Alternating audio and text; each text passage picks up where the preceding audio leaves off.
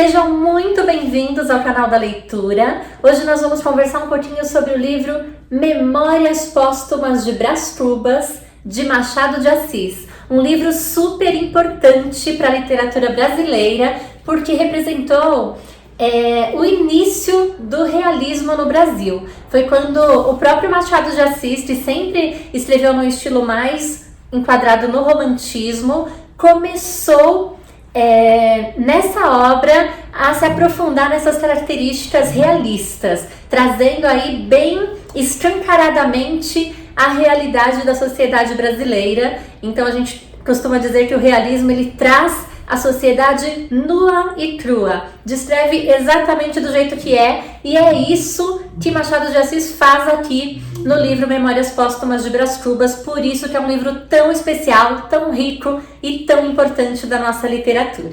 Muito curioso nesse livro é o fato dele ser narrado por um defunto. Então Brás Cubas, ele conta a história da vida dele após ter morrido de pneumonia.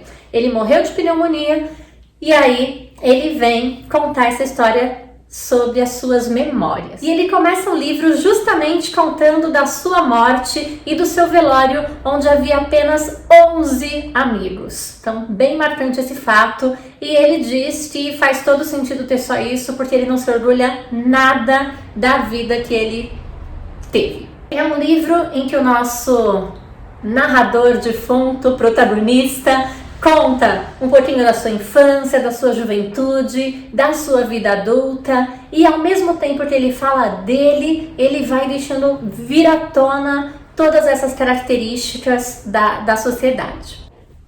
Eu adoro esse livro, a começar pela dedicatória.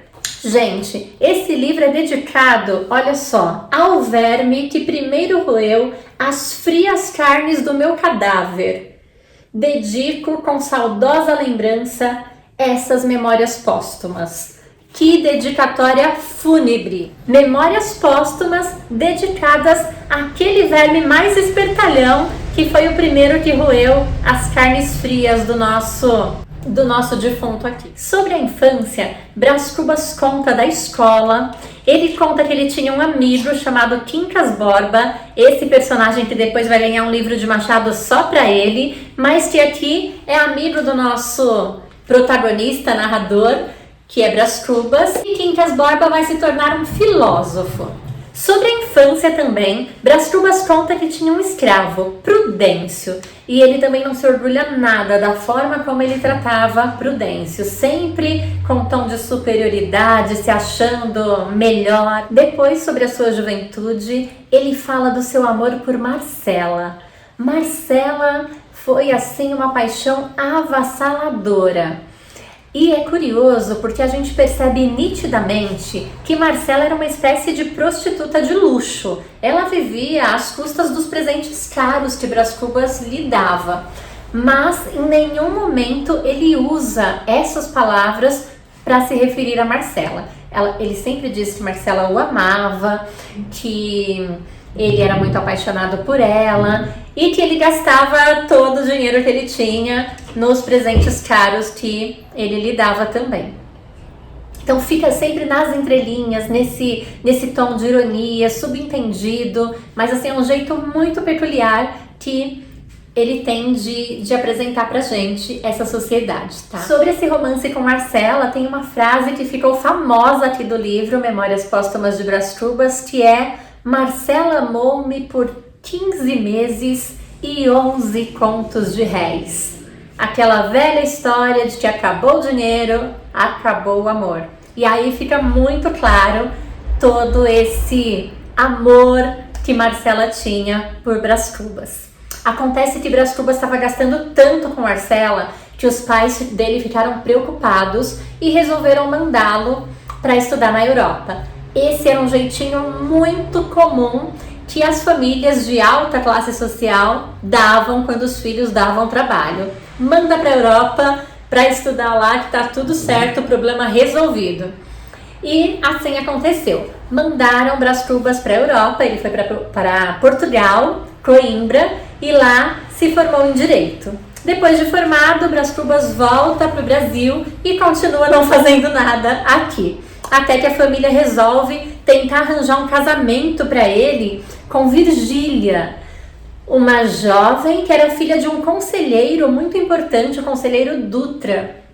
E esse casamento seria muito bom para a família, porque colocaria a família num outro nível social. A família de Brás Cubas tinha muito dinheiro, mas não tinha um status social. Não nasceu nobre, não tinha títulos. Então, estar perto desse conselheiro Dutra seria uma oportunidade de Brás Cubas entrar para a política e se fazer na vida, como dizia a família.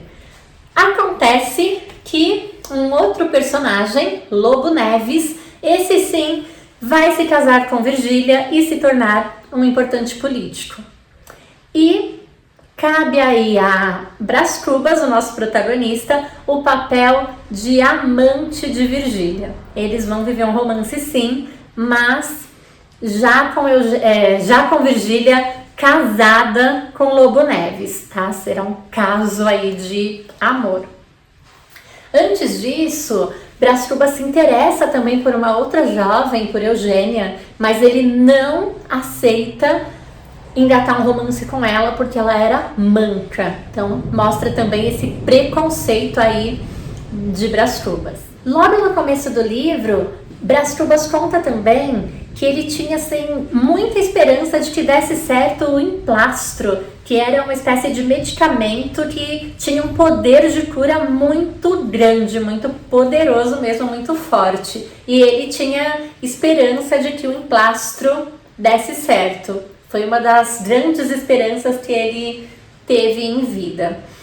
E assim, gente, é um pouquinho do livro, só para vocês terem esse gostinho, essa vontade de querer ler, mas assim, tem muito conteúdo, muito da sociedade, muito dessas intrigas, desses romances, e assim, só lendo Machado mesmo, porque o meu jeito de contar em nada se compara com a sutileza que ele tem, com as palavras, com a escrita, que assim, é um livro que realmente mexe com a nossa cabeça, mexe com as nossas emoções.